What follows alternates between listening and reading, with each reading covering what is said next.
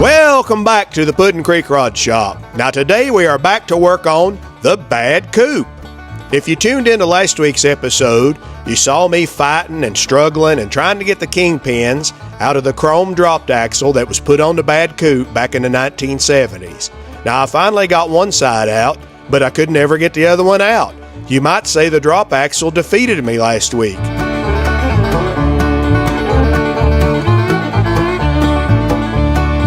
Now we're going to consider last week's episode as round one. So you know what that makes this week's episode? That's right, round two. And that kingpin is coming out of that axle today. I guarantee it.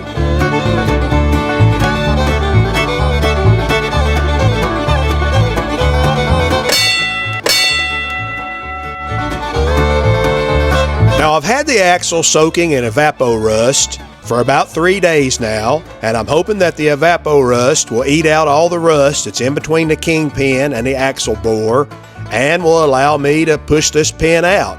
Otherwise, we're going to have to get nasty with it. Now right here is the hole where the tapered locking pin goes. I'm thinking I could use the locking pin, or even better, maybe a hardened taper punch, and put it down in this hole and use the leverage to wedge that taper against the bore of the hole and to knock this pin down. You can see that little edge there that it would catch on. The only problem is it will only knock it down. I can't knock it up. And to knock it down, I'm going to have to get rid of the head of the kingpin. Now, I don't mind to do that because we're going to put brand new kingpins and bushings in this anyway. So the kingpin heads, you can color them gone.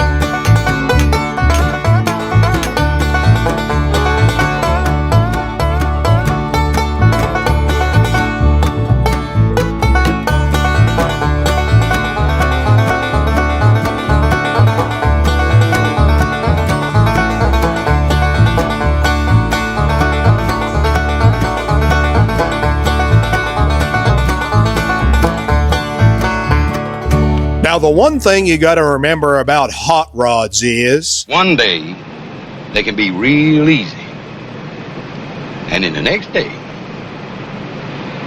they can be bad. All right, I'm tired of messing around with this kingpin. I'm just going to slice through it. I'm going to cut it out. Now, I chose this Milwaukee battery-powered grinder for a reason. It doesn't have a lot of torque, so maybe it won't grab and jerk the wheel into the chrome. I don't want that to happen. This one, instead of grabbing because it's low torque, it just kind of bogs down, which is exactly what I need in this situation. The problem with trying to cut through a ball bearing is the bearing is spinning and the balls are spinning. Everything's spinning instead of getting cut.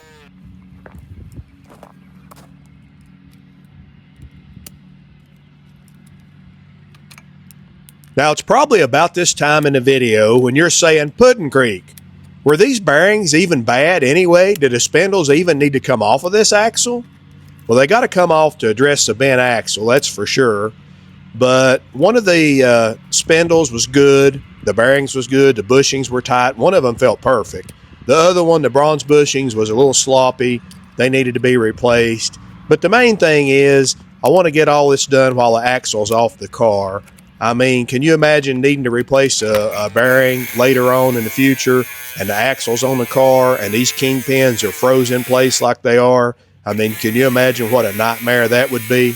All right, I think I've cut all the way through the kingpin, but I can't really see down in there to know for sure. Oh yeah, just like trying to cut into a bank vault, we're through.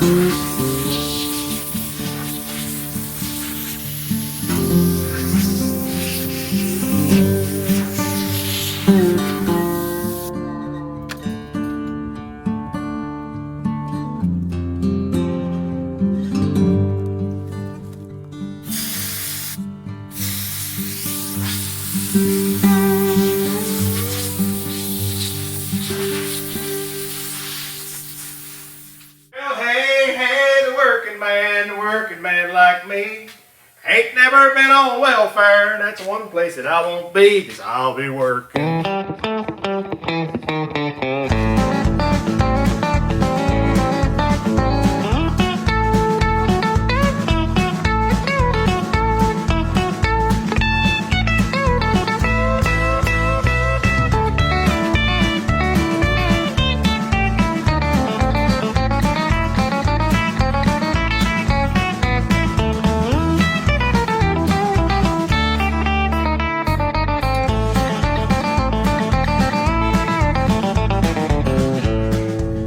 Now, I've had the axle in and out of the vise several times and moving it around and trying to get it as square as possible. I've got it pretty square right now. The only problem is all I have to square off of is the forging. Now, just because the forging's square does not mean that the machined hole for the kingpin is square. There's a little bit of the old kingpin still sticking out of the top of the axle for me to indicate off of, but there's not enough of the kingpin sticking out of the bottom of the axle to get any kind of reading on. So I can't get a precision squareness on it. I'm just going to have to square it up off this rough forging and go with it. Now, to indicate this kingpin hole location in, I'm going to use my Starrett last word indicator. I like this indicator to locate hole locations and pin locations, mainly because half of the indicator face is painted yellow. So just at a quick glance, you know whether you're on the positive side of 0 or the negative side of 0. Especially if you have the indicator in an odd location and you have to look at the dial through an inspection mirror. Now, you guys know me. I'm full of tips, whether you ask for them or not, and I'm going to give you some tips on indicating pin locations or hole locations on the Bridgeport milling machine. Actually, any milling machine. Doesn't have to be a Bridgeport. Now, the biggest mistake that newbies in machining make on indicating pin or hole locations is they try to swing the indicator all the way around the pin, make an adjustment, swing it all the way around the pen, make another adjustment, and you usually end up like a dog chasing his tail doing that. A milling machine table moves in 4 directions: left, right, toward you, and away from you. So if we're going to indicate a pin or a hole in, let's think about the hole or the pin as having 4 points, and each one of those points pointing in one of these 4 directions. I'll show you what I mean. Just for an example, let's say we were going to indicate in on the Bridgeport milling machine the outside diameter of this aluminum sleeve. Now, instead of taking the dial indicator and spinning it all the way around the outside diameter of this sleeve to indicate it in, let's instead take the dial indicator and pick up the high point at the front of the sleeve. Next, let's swing the dial indicator back to the back of the sleeve and pick up the high point there. And then we'll compare the measurement between the two. Then we'll move the milling machine table toward us or away from us to get those 2 readings to even out about the same. Then we go over to the left-hand side of the sleeve and take the dial indicator and pick up the high point there. And then we swing the indicator around to the right-hand side of the sleeve and pick up the high point there. Compare those 2 readings. Move the milling machine table left or right until we get those 2 readings to read about the same. Then we go back and check our front to back reading and adjust those as needed, and our left to right reading. And you just keep working those 4 points in until you get everything 0, 0, 0, 0. So I swing the dial indicator back and forth and find the high point of the radius and set a 0, which I've already done here. Then I swing the indicator back exactly the opposite spot on the back of the radius. You have to get your head back in there to be able to see where the high point is.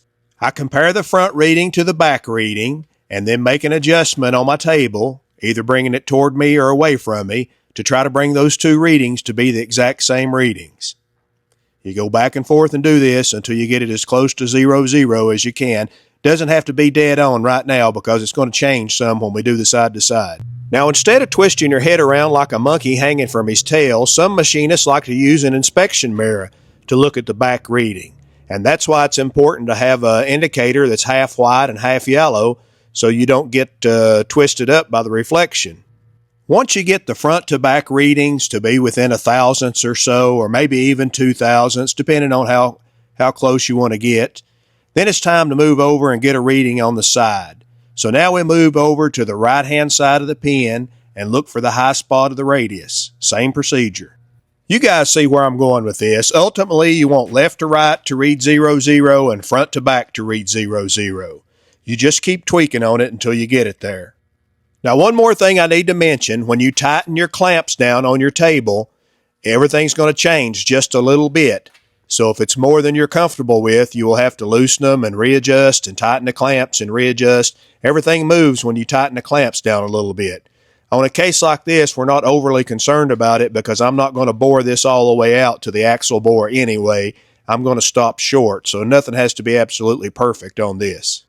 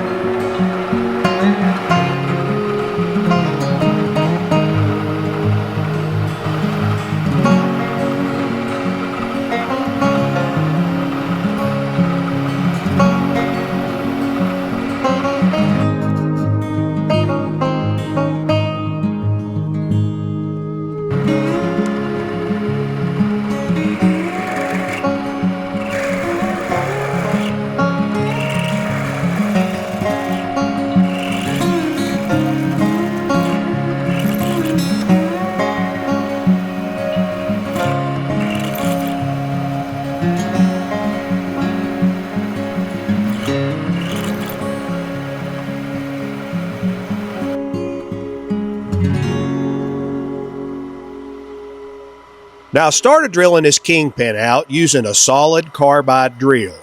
And the reason for that is because I really didn't know what I was dealing with. I've never had to drill a Kingpin out before. Usually I can get them out without having to drill them out. Now if you ask me when I started this process what kind of steel I would guess that the Kingpins are made out of, I would have guessed something like 4140, and then they were heat treated to make them hard. But I did a little research, and that's not exactly right. I found out that the reproduction ones that are made today are made of 4140, and they are heat treated all the way through to make them hard and tough. But in the 1930s, in Henry Ford's manufacturing plants, old Henry was making them out of SAE 3115, which is a nickel chrome alloy. Now this is a perfect alloy for case hardening, and that's exactly what Henry Ford did. He didn't harden the pen all the way through. He just hardened the outside case, about 30 thousandths deep on the outside skin of the pen. That way the pen stayed tough, but it was hardened on the outside where it was rubbing against the bushings. Now there's a whole process to case hardening steel, and I won't bore you to death with that whole process, but I will tell you one of the end things that you do in the process is you heat the part up to a certain temperature, and then you quench it in oil to make it really hard on the outside skin. Now that brings me to my tip of the day. Anytime that you're machining any alloy steels or tool steels or any kind of steel that can be heat treated or hardened by quenching in oil or quenching in water or even quenching in air, you have to be careful not to do that while you're machining. In other words, you wouldn't want to be drilling O1 tool steel, which is oil hardened. You harden it by quenching it in oil. You wouldn't want to be drilling that with a drill and get it real good and hot right down at the tip of the drill and then squirt a cutting oil on it because you've just quenched it in oil. You've just heat treated it and quenched it in oil right at the drill tip, and it's just going to burn your drill up. Because the steel that this Kingpin is made from has to be case hardened first before you can quench it in oil and make it even harder, then I'm not too concerned about using cutting on this. I think I could use cutting oil on this and not have any problem.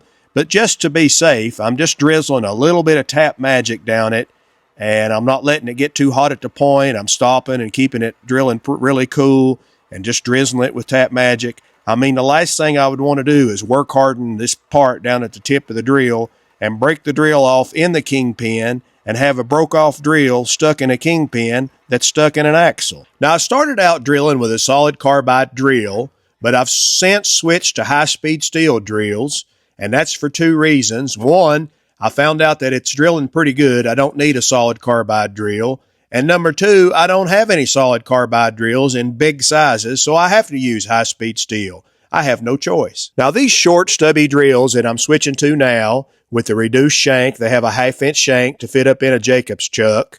These were referred to by the old machinists I used to work with as Bridgeport drills because you usually use them in a Bridgeport milling machine or you can use them in a drill press. But the proper name for these drills is Silver and Deming drills. Two guys back in the 1850s invented this style drill, Albert Silver and John Deming, and they owned a company that manufactured farm implements and woodworking machinery. Anyway, they invented this style drill, so the proper name is a Silver and Deming drill. But if you get a job at a new machine shop and you go and ask one of the old machinists where they keep the Silver and Deming drills, you're probably going to have to say, where do you keep the Bridgeport drills?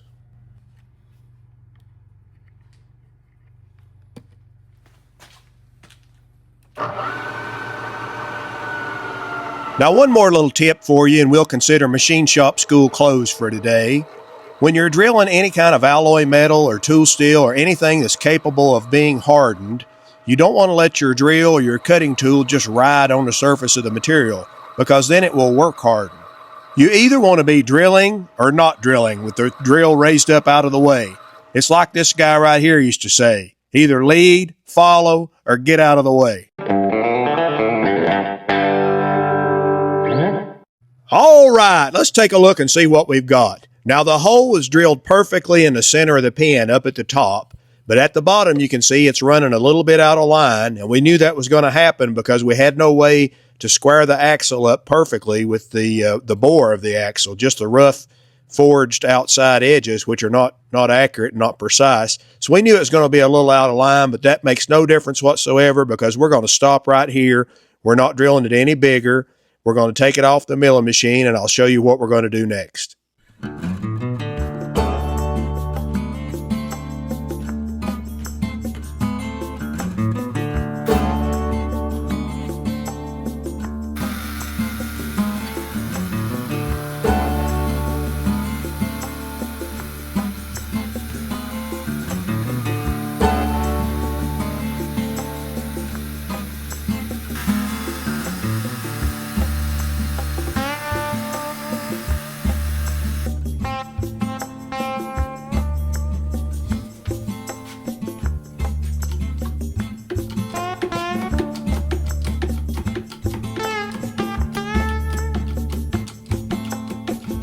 Well, good night, nurse. Would you look at that? The evapo-rust did eat out all the rust. It's all gone. But the Kingpin was still froze solid in that bore. That doesn't even make any sense. Now, I wanted to saw through one side of that Kingpin just to relieve it, to make it easy to press out. But I didn't want to saw all the way through. I wanted to leave a paper-thin layer because I didn't want to saw into the bore of the axle. Let's see how much I lacked actually sawing all the way through.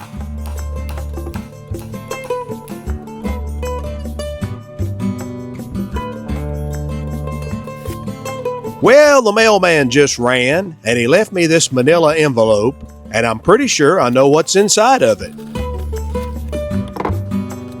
A few weeks ago, one of our viewers, James Patterson, he was watching the video where I showed the paint code for the bad coupe that John Lackner had written inside the door of that old shop cabinet back in the 1970s.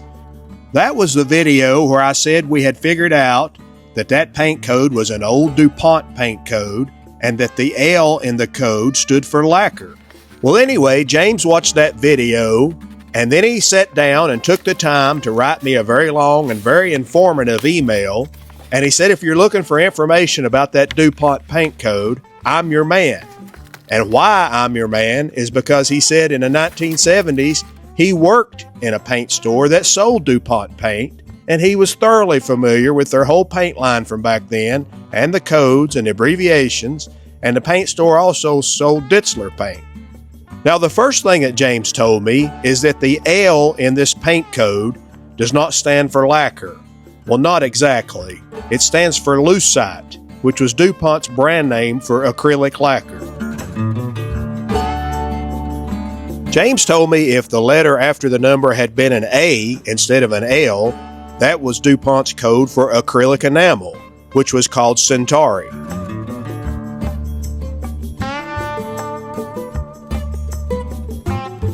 James said the 5251 part of the code equals the bright blue metallic code for a 1971 or 1972 Mopar, Dodge, Plymouth, or Chrysler, which is where this package comes in. In his email, James also included a link, an eBay link, where I could order the actual 1971 DuPont paint color chip sheet. Now that's pretty cool. Well, friends and neighbors, right there it is, 5251L, Chrysler code B5, bright metallic blue, or bad coupe blue.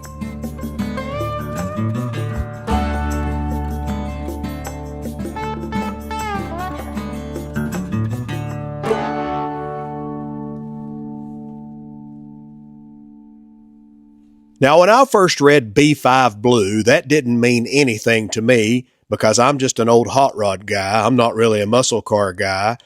But I've since found out if you mention B5 blue to a 70s Mopar muscle car guy, they get all excited. So I did a little investigation to find out what all the excitement was about. Well, it turns out the 1969 Dodge Charger came in B5 blue. Now, I said I wasn't a Mopar muscle guy, but I'll have to tell you, a 1969 Dodge Charger painted the same color as the bad coupe, that'll get you firing on all 8 cylinders right there. So I did a little more research and I found out that also the 1970 Superbird was painted bad coupe blue. I mean B5 blue.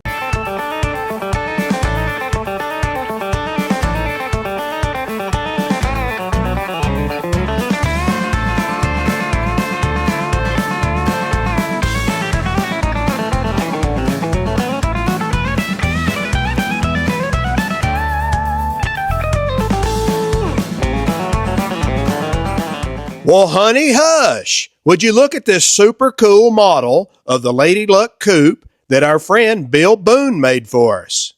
I mean, this thing is so detailed, it's even got the correct Cal Custom air scoop under the hood.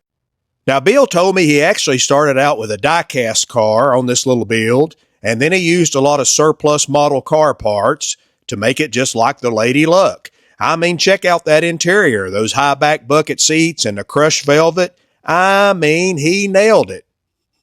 Now, Bill told me those 1970s true spoke wheels that are on the Lady Luck coupe, they were a real headache. He could never find those in a model kit, so he had a friend that 3D prints wheels, and he got him to 3D print a really cool set of true spoke wheels, but they weren't chrome, so Bill had to take care of the chrome part himself, and they didn't have any 3-bar knockoffs like the Lady Luck has, so he had to dig through a lot of model kits to find a set of 3-bar knockoffs. Anyway, he said he got it all mounted up and it looked pretty doggone good. But when he got ready to pack it in the box and ship it to us, he dropped it. And when he dropped it, it broke 3 of those 3D printed true spoke wheels. So he had to order another set from his friend and start all over again.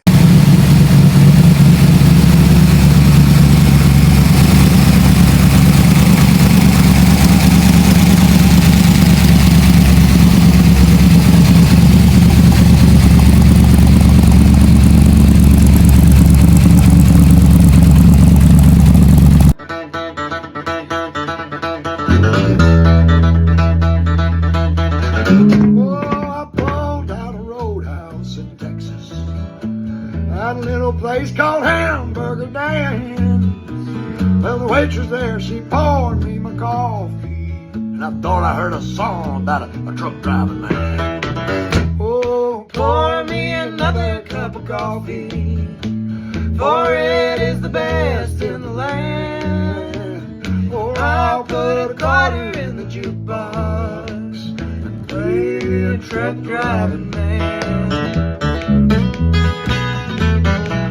Son, will you look at this Puddin' Creek Rod Shop truck that Bill Boone built for us?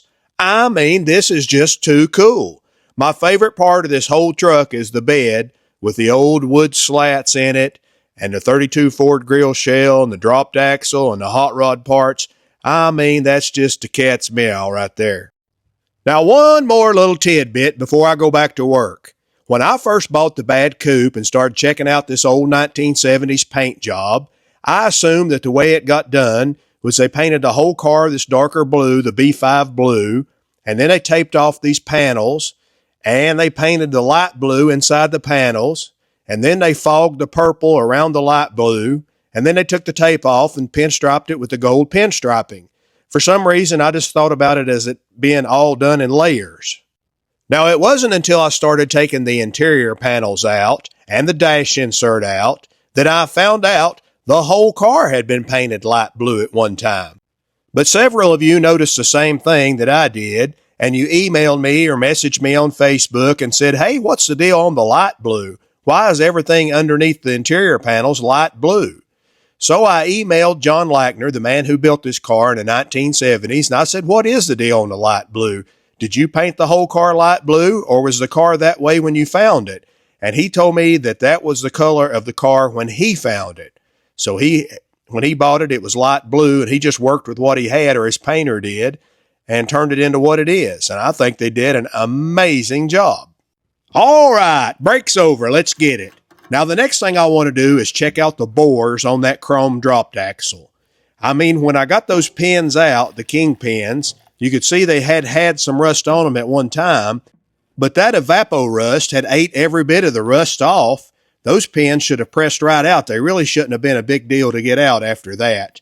So what I suspect is maybe in the 1970s when they sent that axle off and had it chrome plated, the chrome plating went down in the bores of the axle, and when they got it back from the chrome plater, they didn't clean that chrome out of the bores. They just left it in there.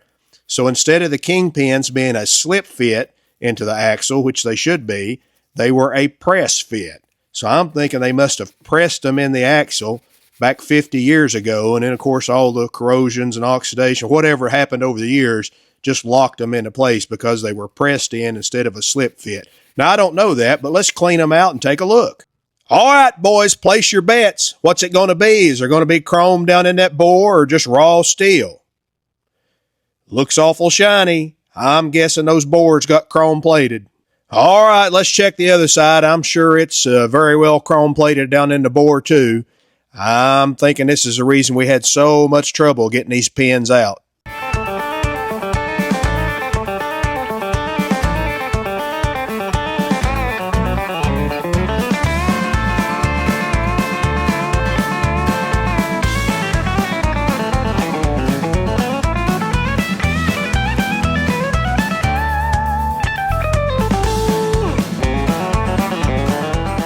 Now right here is a drop 32 heavy axle that I've been saving to go on the Ojai coupe.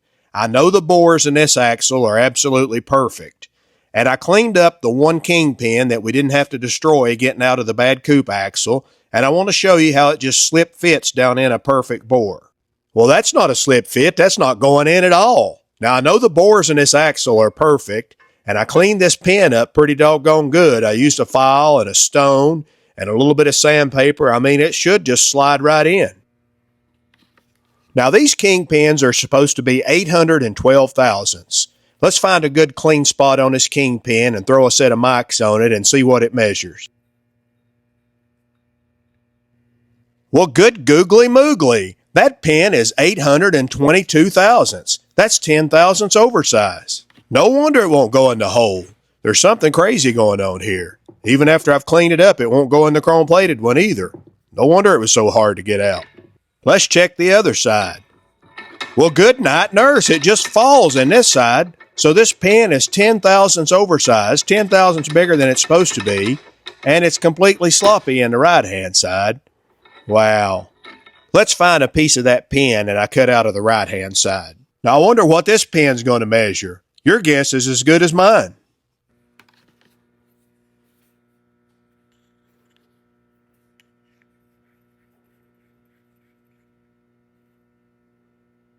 $859 thousandths. Actually, a couple of tenths over 859 thousandths. You talk about an oversized kingpin, they could have almost put a fence post in that hole. So our front axle is bent in the middle. The bore on the passenger side is slightly oversized. The bore on the driver's side is massively oversized. That's the bad news for the week. But you know what? We've got some good news this week. Believe it or not, we've got a big corporate sponsor that wants to sponsor our show. Now I know what you're thinking. It's about time Deep Creep came on board as a sponsor for the show. Well, it's not Deep Creep. It's a corporation a lot bigger than that. And you're saying, oh, Mother's Polish finally came on. I knew they'd be a sponsor for Old Puddin' Creek before it was over. Well, it wasn't Mother's. It was a corporation a lot bigger than that. You guys are never going to guess this one.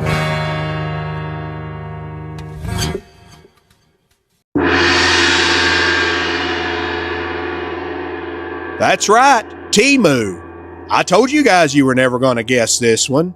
Now, I know I might have been guilty of pulling your leg once in a while in previous times, but this is totally legit. This is for real. This is not a joke. Temu contacted us to be a sponsor. All I can figure is that the folks over at Temu, they heard all the nice things that I've been saying about General Chow's bandsaw, and they decided I'd be a good spokesperson for their products. You see, Nico Yan from the Temu YouTube influencer marketing team, she reached out to me and she wanted to let me know she was really impressed by the quality of my content on YouTube. I'm guessing that's the part about General Chow's bandsaw she saw right there. Anyway, she said she's really excited about the possibility of working together with us on a cool YouTube project and would love to chat about it. And she also wanted to know what kind of rates we usually charge major brands. Now, I want you guys to know that my values and morals would never allow me to promote a product on this channel that I didn't 100% believe in. I just couldn't do that. In other words, I would never take money from a big corporation just to tell you guys that a product was high quality if I didn't really think it was. That's why I'm excited to tell you about these high quality Temu tools.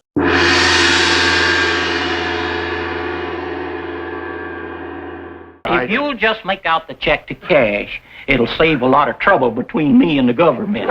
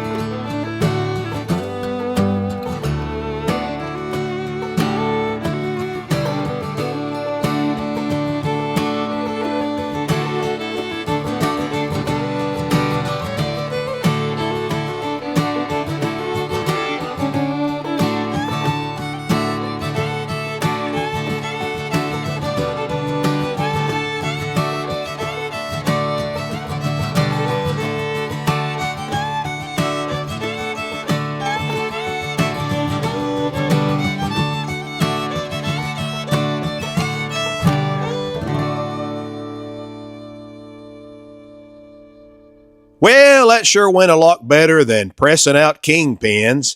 I could press out spring bushings all day long. That's no big deal.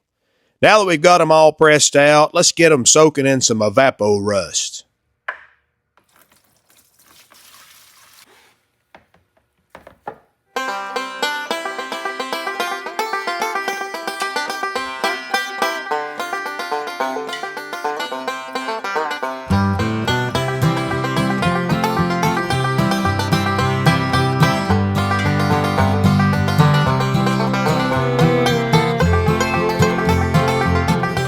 Now, when them Temu checks start coming in, I'll be able to afford enough evapor rust to fill this tote bin all the way up. But until then, we'll just have to do a half a spring at a time and flip them.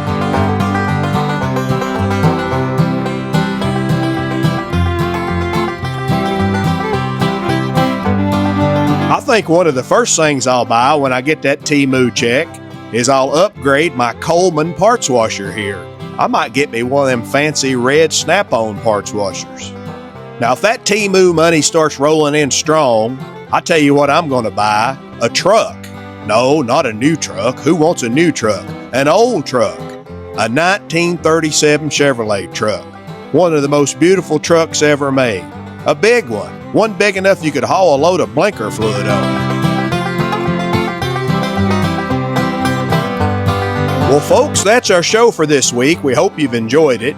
If you want to get yourself some Puddin' Creek merch, a Puddin' Creek t-shirt, or a Bad Coop t-shirt, or maybe a Bad Coop coffee mug for your grandma, why, just head on over to puddin'creek.com. Now, if you enjoyed the show this week, leave us a comment and let us know. And as always, don't forget to subscribe if you haven't already. Thank you.